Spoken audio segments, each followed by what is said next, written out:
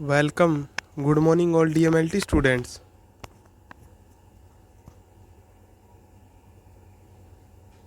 तो हिमेटोलॉजी के अंदर आज का लेक्चर आपका किसके ऊपर है?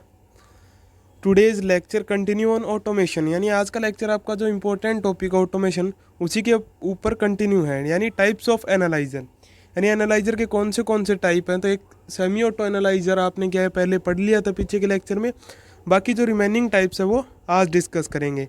एंड एलाइजा, एलाइजा भी एक ऑटोमेशन की तरह इंपॉर्टेंट टॉपिक है, जिससे कई बार क्वेश्चन पूछा जाता है क्लिनिकल पैथोलॉजी और हिमेटोलॉजी के अंदर। नेक्स्ट है टाइप्स ऑफ एनालाइजर। तो सबसे पहले क्या है, फुल ऑटोमेटिक एनालाइजर। तो these analyser carry out all functions of semi auto analyser and they also perform some additional function. यानी दीज एनालाइजर, यानी ये analyser carry out all functions of semi auto analyser, यानी ये semi auto analyser के सारे functions करते हैं, यानी उसके जैसे सारे काम करते हैं। एंड दे आल्सो परफॉर्म, और ये साथ में और भी काम करते हैं, सम एडिशनल फंक्शन, यानी कुछ एक्स्ट्रा फंक्शंस करते हैं, कुछ एक्स्ट्रा, यानी सेमी ऑटो एनालाइजर से कुछ ज़्यादा काम करते हैं। Next, such as pipetting of specimen and reagent and also the mixing of reaction. यानी सच एज यानी पिपेटिंग ऑफ स्पेसिमेन, यानी किसी टेस्ट के लिए कितने स्पेसिमेन की रिक्वायरमेंट है वो खुद क्या है एनालाइजर ही डिटेक्ट करेगा। एनालाइजर ही उस सैंपल की पिपेटिंग करेगा, एनालाइजर ही उस स्पेसिमेन को वाइल से कलेक्ट करेगा, चाहे वो सीरम हो चाहे ब्लड हो। एंड रिएजेंट, और कितनी उस टेस्ट के लिए रिएजेंट की आपको आवश्यकता है, यानी कितना रिएजेंट उसमें मिक्स करना है स्पेसिमेन में, वो भी कौन कलेक्ट करेगा? ऑटो एनालाइजर ही कनेक्ट करेगा, यानी क्या है मशीन ही कलेक्ट करेगी। And also mixing of reagent, और उन दोनों रिएजेंट्स को मिक्स करेगी, फिर उनको इंक्यूबेट करेगी। यानी एक टेस्ट में 5 मिनट का टाइम लगता है, 4 मिनट का, तो उनको इंक्यूबेट करेगी, और इंक्यूबेट करके फिर क्या है उसका रिजल्ट डिस्प्ले के ऊपर शो करेगी। और अगर आपको प्रिंट की ज़रूरत है तो वो प्रिंट कर देगी। यानी फुल्ली ऑटोमेटिक एनालाइजर के अंदर लैब टेक्नीशियन का इतना ही रोल है कि वो सिर्फ सैंपल की लेबलिंग करता है, यानी लेबलिंग करके वो डाटा अपलोड कर देता है किसके अंदर, एनालाइजर की मशीन के ऊपर। और बाकी के सारे प्रोसीजर जो है कंप्लीट प्रोसीजर वो क्या है फुल ऑटोमेटिक एनालाइजर खुद करता है। जबकि सेमी ऑटो एनालाइजर में क्या होता है कि जो जैसे स्पेसिमेन वगैरह रिएजेंट वगैरह कौन डालता है, लैब टेक्नीशियन। तो ये डिफरेंस है सेमी ऑटो और ऑटो एनालाइजर में। यानी सेमी ऑटो में तो लैब टेक्नीशियन की इन्वॉल्वमेंट होती है, जबकि ऑटो में नहीं होती। नेक्स्ट देखिए स्टेट एनालाइजर या रैंडम एसेस। स्टेट एनालाइजर का मतलब है, या रैंडम एसेस का मतलब है एक साथ कई टेस्ट को ये एसेस कर सकता है। रैंडम यानी एक साथ कई टेस्ट को एक्सेस कर सकता है। देखिए in this many reagent can be pipetted one after another so that various biochemical determination can be perform on specimen according to number of test tube to be perform for patient. In this many reagents, यानी इसके अंदर क्या है काफ़ी सारे reagents can be पिपेटेड, यानी अलग अलग रिएजेंट क्या है इसके द्वारा मशीन के द्वारा पिपेट किए जाते हैं, वन आफ्टर अनोदर यानी एक के बाद दूसरा। सो that various biochemical determination can be perform, और इसीलिए क्या है इसके द्वारा अलग अलग टेस्ट की जो डिटर्मिनेशन है वो परफॉर्म की जाती है। यानी एक साथ क्या है अलग अलग टेस्ट को परफॉर्म कर सकता है ऑन स्पेसिमेन, यानी एक ही स्पेसिमेन से ये अलग अलग कई प्रकार के टेस्ट परफॉर्म कर सकता है। According to number of test, यानी पेशेंट के कितने टेस्ट की रिक्वायरमेंट वो अपन डाटा अपलोड कर देंगे, उसके अकॉर्डिंग ये खुद ही उस पेशेंट के सैंपल से सारे टेस्ट क्या है खुद ही डन कर देगा।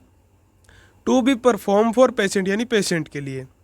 नेक्स्ट देखिए if serum specimen required following test to be perform such as, यानी अगर आपका सीरम का सैंपल रिक्वायर्ड है, यानी आप क्या है बायो केमिस्ट्री की कोई इन्वेस्टिगेशन करना चाह रहे हो, तो उसके लिए आप कौन से टेस्ट परफॉर्म कर सकते हो एक साथ, यानी यूरिया नाइट्रोजन कर सकते हो, सीरम क्रेटिनिन कर सकते हो एक ही सैंपल से, टोटल प्रोटीन कर सकते हो, एल्बुमिन कर सकते हो।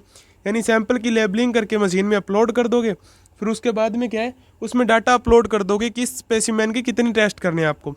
बाकी का सारा रिएजेंट मिक्सिंग का, स्पेसिमेन कलेक्शन का और उसका इंक्यूबेशन का सारा काम कौन करती है, मशीन करती है, यानी स्टेट एनालाइजर करता है। The analyser is program for this test, और ये जो एनालाइजर है स्टेट एनालाइजर इन सारे टेस्टों को प्रोसेस करने के लिए प्रोग्राम किया हुआ होता है, यानी उसके अंदर सॉफ्टवेयर्स अपडेट होते हैं पहले से। तो स्टेट एनालाइजर क्या है, जिसके अंदर काफ़ी सारे रिएजेंट्स होते हैं, यानी एक की रिएजेंट के बाद दूसरे रिएजेंट की पिपेटिंग वो खुद ही कर लेता है। और इसीलिए क्या है कि बायोकेमिकल्स के अंदर यानी बायोकेमिस्ट्री के अंदर अलग अलग टेस्ट को परफॉर्म कर सकते हैं एक स्पेसिमेन से, अकॉर्डिंग टू टेस्ट नंबर। यानी जितने टेस्ट आपको एक स्पेसिमेन से करने हैं उतने टेस्ट आप क्या है उससे परफॉर्म कर सकते हो बिना लैब टेक्नीशियन के इन्वॉल्वमेंट के। आपको लैब टेक्नीशियन को सिर्फ उसमें डाटा अपलोड करना है और सैंपल की लेबलिंग करनी है, इतना इन्वॉल्वमेंट है। ना तो उसमें लैब टेक्नीशियन कोई स्पेसिमेन कलेक्ट करता है यानी स्पेसिमेन की पिपेटिंग करता है, यानी ना तो स्पेसिमेन लेता है वो डालता है, ना रिएजेंट डालता है टेस्ट ट्यूब में, वो सारे काम मशीन खुद करती है। और अगर सीरम यानी सीरम के इन्वेस्टिगेशन कर रहे हो तो आप यूरिया, नाइट्रोजन वगैरह सारी चीज़ें डिटेक्ट कर सकते हो। Next, the reagent of urea, nitrogen, creatinine, protein and albumin is pipetted automatically by analyser. Identify the various reagent and specimen. यानी द रिएजेंट ऑफ यूरिया यानी यूरिया टेस्ट को परफॉर्म करने के लिए, या नाइट्रोजन यानी यूरिया नाइट्रोजन टेस्ट को perform करने के लिए, क्रेटिनिन या एल्बुमिन टेस्ट को परफॉर्म करने के लिए is pipetted automatically by analyser. यानी इन सभी टेस्ट को अलग अलग परफॉर्म करने के लिए इनका जो रिएजेंट है उनकी पिपेटिंग खुद एनालाइजर करता है, आइडेंटिफाइंग द वेरियस रिएजेंट, और वो अलग अलग रिएजेंट्स को खुद पहचानता है, एंड स्पेसिमेंस को कि कौन से स्पेसिमेन के कितने टेस्ट लगाने हैं डाटा डालने के बाद। Next, the volume of respective test are displayed on computer screen as well as printer on paper. यानी जो वॉल्यूम है रिस्पेक्टिव टेस्ट का, यानी जितना रिजल्ट आया आपका जिस भी टेस्ट का, वो रिजल्ट आपको क्या है डिस्प्ले के ऊपर शो हो जाता है कंप्यूटर स्क्रीन की। आप उसको प्रिंटर भी कर सकते हो प्रिंट एक पेपर के ऊपर। In this each sample can be analyse for multiple test. यानी स्टेट एनालाइजर के अंदर एक स्पेसिमेन को अपन काफ़ी सारे टेस्ट के लिए क्या है अप्लाई कर सकते हैं, एनालाइज कर सकते हैं। यानी एक स्पेसिमेन से अपन काफ़ी सारे टेस्ट क्या है एग्जामिन कर सकते हैं, उसको एनालाइज कर सकते हैं अलग अलग टेस्ट के लिए। सिर्फ आपको उस लैब टेक्नीशियन का इतना ही रोल है कि स्पेसिमेन कलेक्शन के बाद अगर सीरम की इन्वेस्टिगेशन करनी है यानी बायोकेमिस्ट्री की इन्वेस्टिगेशन करनी है तो लेबलिंग करके उस स्पेसिमेन को एनालाइजर के अंदर अपलोड कर दे और उसमें डाटा डाल दे कि कौन सा टेस्ट परफॉर्म करना है। बाकी स्पेसिमेन की पिपेटिंग, रिएजेंट्स की पिपेटिंग, उनको मिक्स करना अलग अलग टेस्ट के अकॉर्डिंग, वो सारे काम जो है वो स्टेट एनालाइजर खुद करता है, और करके जो रिजल्ट है उसको डिस्प्ले कर देता है कि कौन से टेस्ट की कितना रिजल्ट आया है।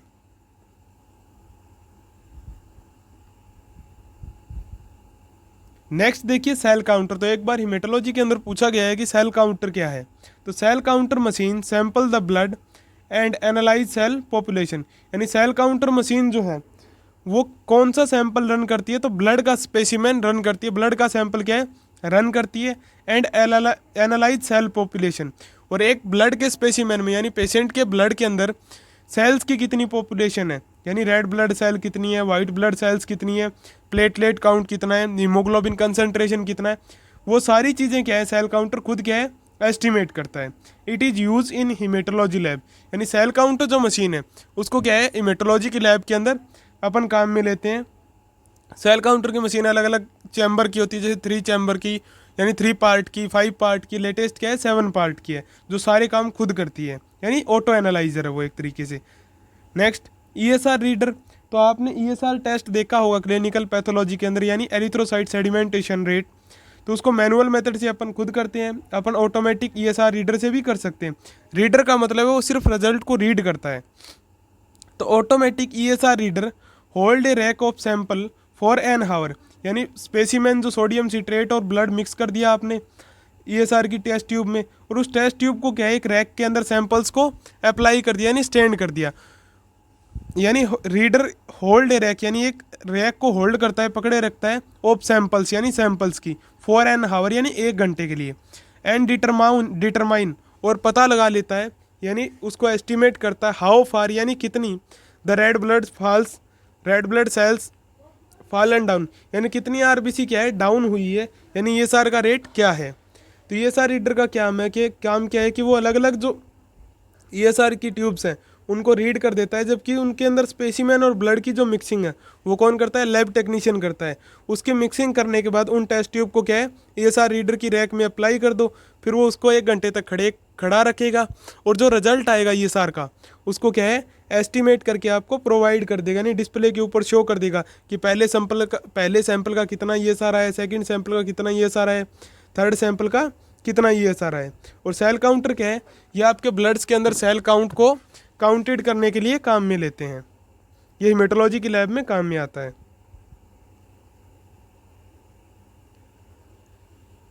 नेक्स्ट देखिए, care and maintenance of analyser, यानी उनकी ध्यान कैसे रख सकते हैं अपन एनालाइजर का, मेंटेनेंस कैसे कर सकते हैं उनको। तो ऑन एंडिंग द वर्क, यानी आपका वर्क खत्म होने के बाद, डे 1 यानी 1 दिन के अंदर, the analyser has been switch off, यानी एनालाइजर को आपको बंद कर देना है। Always empty the waste container, और जो उसका वेस्ट कंटेनर होता है, यानी अलग अलग रिएजेंट मिक्स करते हो अलग अलग टेस्ट के अंदर, तो उनसे वेस्ट तो निकलता ही है मशीन से, वो वेस्ट कंटेनर उसको क्या है, इम्पटी करके देना है, यानी डेली आपको खाली करना है। क्योंकि अगर वो वेस्ट कंटेनर लैब में रहेगा तो उससे डिफरेंट अलग अलग गैसेज क्या है लैब के अंदर स्प्रेड हो जाएगी, हो सकता है कोई जहरीली गैस बन जाए जिससे लैब टेक्नीशियन के लिए हार्मफुल हो, तो इसलिए उनको डेली इम्पटी करते हैं। Next, if A reagent splash on the apparatus, clean it with A damp cloth and soap immediately, यानी कोई रिएजेंट स्प्लैश हो जाता है एक apparatus के अंदर, यानी मशीन के apparatus में कोई रिएजेंट स्प्लैश हो गया, यानी क्या है, ख़राब हो गया है, या फिर क्या है, वो रिएजेंट लैब के अंदर मशीन के अंदर फैल गया है, तो उसको क्या करना है, आपको क्लीन करना है, किसके साथ, डैम्प क्लॉथ के साथ, और क्या है, सोप यानी साबुन के साथ, इमीडिएटली यानी तुरंत। Next, we have not in use close the main cover of analyser to protect it from dust, यानी जब आप एनालाइजर को काम में नहीं ले रहे हो तो उसका जो मैन कवर होता है उसको क्लोज कर देना है, ढक देना है उसको, ताकि एनालाइजर क्या है, डस्ट से प्रोटेक्टिव रहे। तो यानी सबसे पहला क्या है, मेंटेनेंस क्या है कि जब एनालाइजर का आपका 1 दिन का काम पूरा हो जाए तो उसको स्विच ऑफ कर देना है, उसका जो वेस्ट कंटेनर उसको इम्पटी कर देना है, खाली कर देना है। अगर कोई रिएजेंट apparatus में फैल जाए, स्प्रेस हो जाए, यानी क्या है, फैल जाए, तो उसको क्लीन कर देना है डैम्प क्लॉथ के साथ, इमीडिएटली सोप के साथ, यानी मशीन को बिल्कुल क्लीन करना है एनालाइजर को, और क्या है, उसको मैन कवर से क्या है, ढक के रखना है डस्ट से प्रोटेक्ट करने के लिए। नेक्स्ट है आज का नया टॉपिक, क्या है, एलाइजा, यानी एलाइजा का पूरा नाम क्या है, एंजाइम लिंक्ड इम्यूनोसॉर्बेंट एसे। एंजाइम लिंक्ड यानी कोई एंजाइम अटैच है, इम्यूनोसॉर्बेंट का मतलब होता है एंटीजन या एंटीबॉडी के साथ। एंटीबॉडी जो ह्यूमन बॉडी के अंदर फॉर्म होती है प्रोटेक्शन के लिए, एंटीजन कोई फॉरेन पार्टिकल यानी जो डिजीज कोज करता है। ऐसे यानी ऐसा एंजाइम कोई एंटीजन या एंटीबॉडी के साथ जुड़ा हुआ है, ऐसे यानी किसी चीज़ को डिटेक्ट करने के लिए, किसी चीज़ का पता लगाने के लिए, तो एक इम्पोर्टेंट टेस्ट है, यानी टेस्ट किट होती है एलाइजा की। नेक्स्ट देखिए, ELISA is non isotopic immunoassay. ELISA यानी क्या है कि नॉन आइसोटोपिक इम्यूनोएसे है, यानी इसके अंदर कोई भी रेडियो एक्टिव एलिमेंट नहीं होता, कोई आइसोटोप नहीं होता। इम्यूनोएसे है यानी एंटीजन एंटीबॉडी से रिलेटेड ऐसे है। Next, a enzyme is used as a label in place of radio active isotope used in RIA, यानी एक एंजाइम को अपन काम में लेते हैं यूज एज ए लेबल, यानी एक लेबलिंग के रूप में एक एंजाइम को काम में लेते हैं एलाइजा के अंदर, of radio active isotope used in RIA, और किसकी जगह पे, जैसे रिया के अंदर यानी रेडियो एक्टिव ऐसे जो होता है, यानी रेडियो आइसोटोप ऐसे होता है एलाइजा की तरह ही, सेकेंड ईयर में आप पढ़ोगे, तो उसके अंदर अपन क्या काम में लेते हैं, एक रेडियो एक्टिव एलिमेंट काम में लेते हैं किसी चीज़ को डिटेक्ट करने के लिए।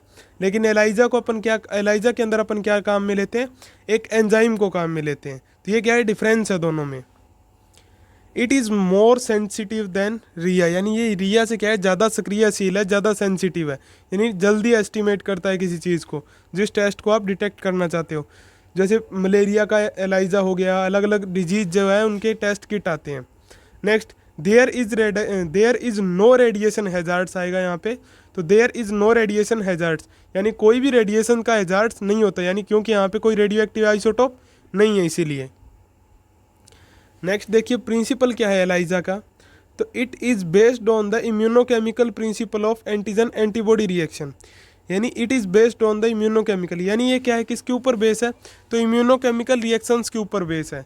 यानी क्या है, एंटीजन एंटीबॉडीज़ की जो रिएक्शन होती है, यानी एक एंटीजन एक एंटीबॉडी के साथ जिस कॉम्बिनेशन में जुड़ता है, यानी वो कौन सी रिएक्शन के अकॉर्डिंग जुड़ता है, तो उसके ऊपर बेस है।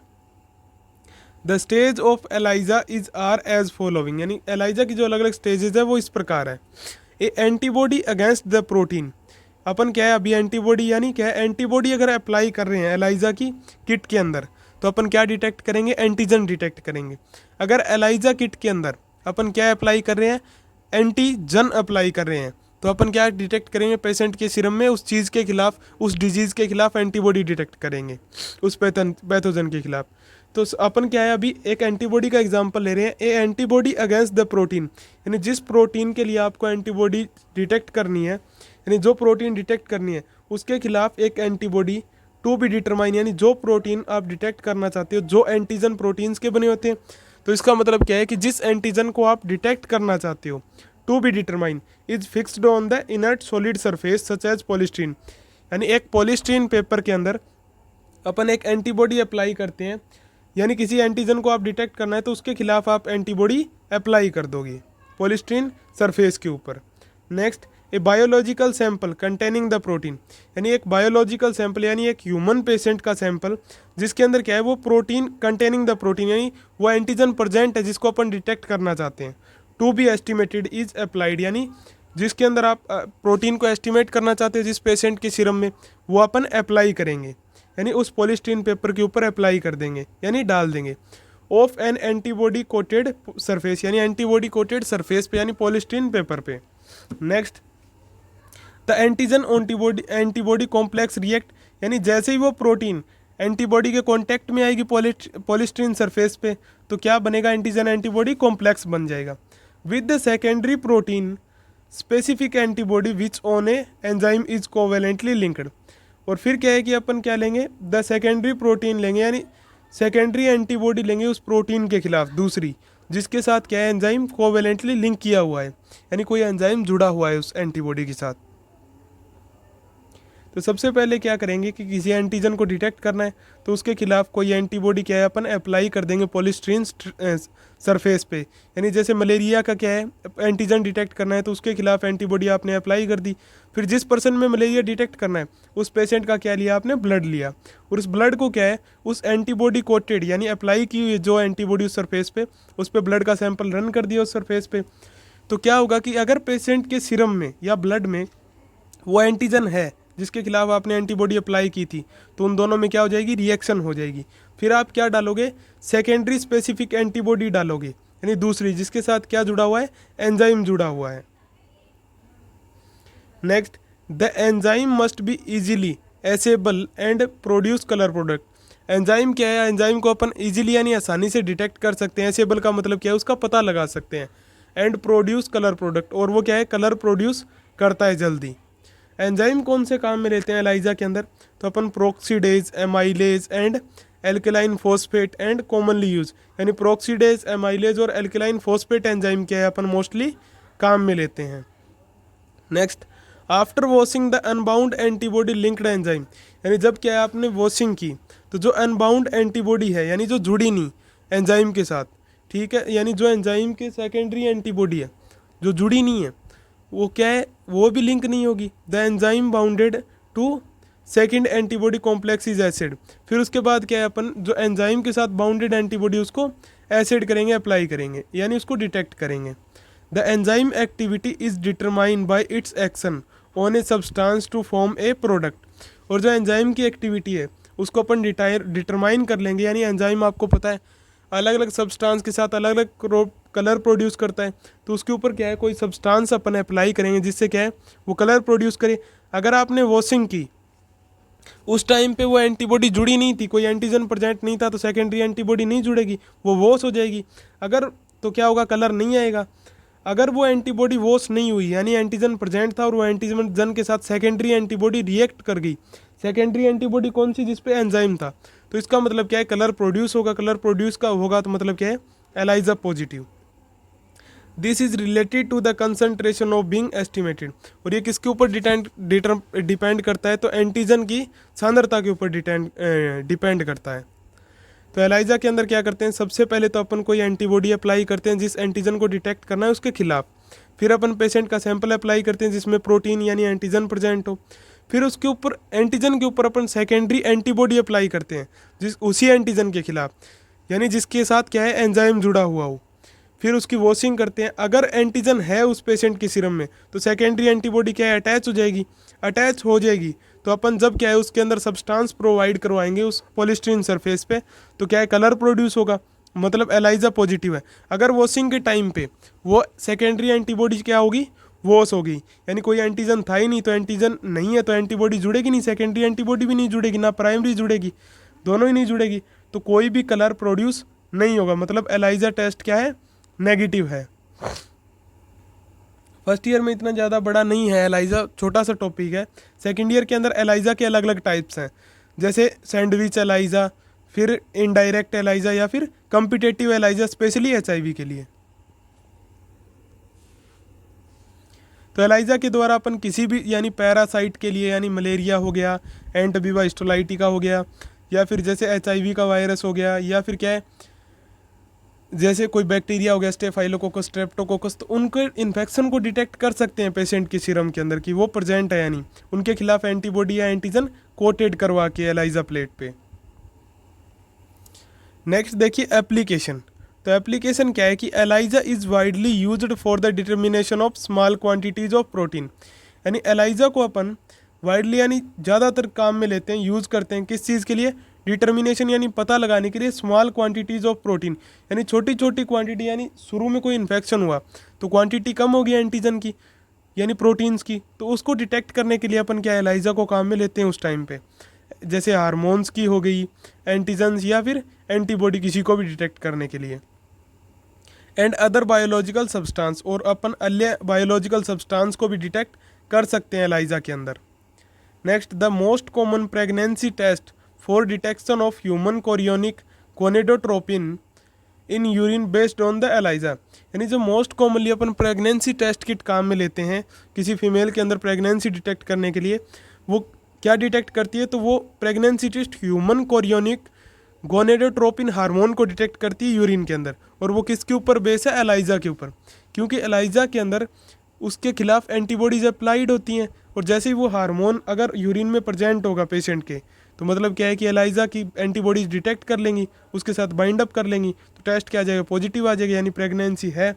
अगर वहाँ पे बाइंड अप नहीं होता, हार्मोन नहीं होता, तो वो एंटीबॉडी बाइंड नहीं होगी, तो क्या है, प्रेगनेंसी नहीं है। ELISA is also use for diagnosis of AIDS, और एलाइजा को अपन किस चीज़ के लिए डायग्नोसिस के लिए काम में लेते हैं, तो एलाइजा को अपन एड्स के डायग्नोसिस के लिए काम में लेते हैं, यानी एक्वायर्ड इम्यूनो डेफिशिएंसी सिंड्रोम के डिटेक्शन के लिए काम में लेते हैं, यानी एचआईवी के डिटेक्शन के लिए एक स्पेशल एलाइजा होता है, कम्पिटेटिव एलाइजा, तो जिसके द्वारा अपन स्पेशली एचआईवी की प्रोटीन से अप्लाई कर देते हैं कोई, जिसके खिलाफ कोई एंटीबॉडी जैसे ही प्रेजेंट होगी पेशेंट के सीरम में वो बाइंड अप हो जाएगी।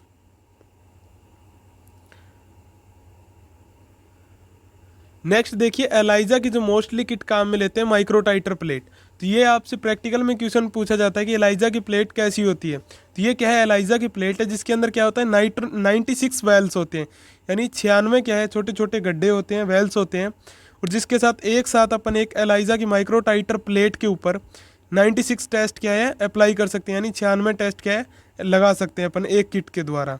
और इनके अंदर क्या है, जिस भी चीज़ को डिटेक्ट करना है, यानी कोई एंटीबॉडी को डिटेक्ट करना है पेशेंट के सीरम में, तो एंटीजन अप्लाई कर देंगे उसके अगेंस्ट, और अगर कोई एंटीजन को डिटेक्ट करना है पेशेंट के सीरम में, तो उसके खिलाफ एंटीबॉडीज़ पहले ही अप्लाई कर देंगे इन कोटेड प्लेट के अंदर। अलग अलग डिजीज़ के लिए, अलग अलग पैथोजन के लिए, यानी एंटीजन के लिए अलग अलग एलाइजा किट अवेलेबल हैं, यानी उपलब्ध हैं लैब्स के अंदर। तो ये क्या है, एक माइक्रोटाइटर प्लेट है एलाइजा की, माइक्रो ट्यूब मेथड भी होता है एलाइजा का, वो अलग है।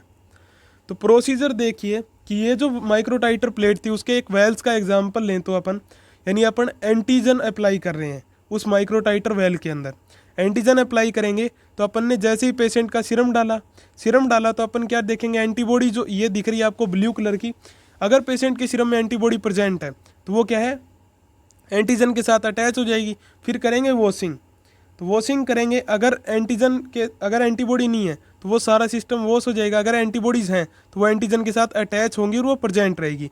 फिर क्या करेंगे अपन, सेकेंडरी एंटीबॉडी अप्लाई करेंगे, जिसके साथ क्या जुड़ा हुआ है, एंजाइम जुड़ा हुआ है। फिर सेकेंडरी एंटीबॉडी अप्लाई करेंगे तो वो क्या है, प्राइमरी एंटीबॉडी के साथ अटैच हो जाएगी। फिर करेंगे वॉशिंग, अगर primary antigen antibody complex present है तो सेकेंडरी एंटीबॉडी बाइंड अप होगी। अगर प्राइमरी एंटीजन एंटीबॉडी कॉम्प्लेक्स नहीं है तो क्या है कि सेकेंडरी एंटीबॉडी भी वॉशिंग के टाइम पे वॉश हो जाएगी। जैसे ही अपन क्या है कोई सबस्ट्रेट प्रोवाइड करवाएंगे एंजाइम की रिएक्शन डिटेक्ट करने के लिए, तो अगर सेकेंडरी एंटीबॉडी प्रेजेंट है तो एंजाइम प्रेजेंट है उस टेस्ट में, तो इसका मतलब क्या है, कलर आ जाएगा, मतलब क्या है कि टेस्ट पॉजिटिव है एलाइजा, यानी पेशेंट के अंदर उस चीज़ का इन्फेक्शन है। अगर कलर नहीं आता है तो इसका मतलब क्या है कि सेकेंडरी एंटीबॉडी अगर वॉश हो जाती है वॉशिंग के टाइम पे, यानी एंटीजन एंटीबॉडी कॉम्प्लेक्स फॉर्म नहीं होता, तो इसका मतलब क्या है कि कोई भी एंटीबॉडी प्रेजेंट नहीं है सेकेंडरी, और ना ही पेशेंट के अंदर कोई इन्फेक्शन प्रेजेंट है, यानी एलाइजा टेस्ट कैसा है, नेगेटिव है। तो एलाइजा के दो रिजल्ट होते हैं, एक तो एलाइजा पॉजिटिव होता है, एक एलाइजा नेगेटिव होता है। तो इस प्रोसीजर से क्या है, एलाइजा का मेथड काम में लेते हैं।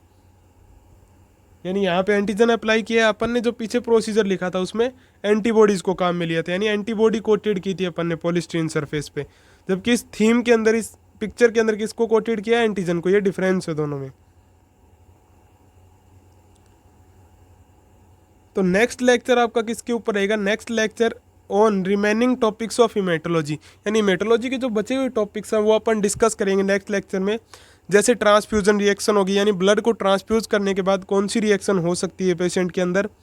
जैसे क्या है, ब्लड कलेक्शन बैग कौन से, यानी योर ब्लड बैंक के अंदर कौन से बैग्स हैं जो ब्लड को कलेक्ट करने के लिए काम में लेते हैं। और क्या है, अपन एक लैब का क्वालिटी कंट्रोल किस तरीके से मेंटेन कर सकते हैं। और हीमेटोलॉजी और क्लिनिकल पैथोलॉजी मोस्टली कंबाइंड चलती है, इनके एग्जाम पेपर है जो क्या है मोस्टली मिक्सअप होके आते हैं। तो जो बचे हुए टॉपिक है, कुछ कॉमन टॉपिक है, वो भी क्या है अपन डिस्कस करेंगे आगे के लेक्चर्स में। Thanks to all.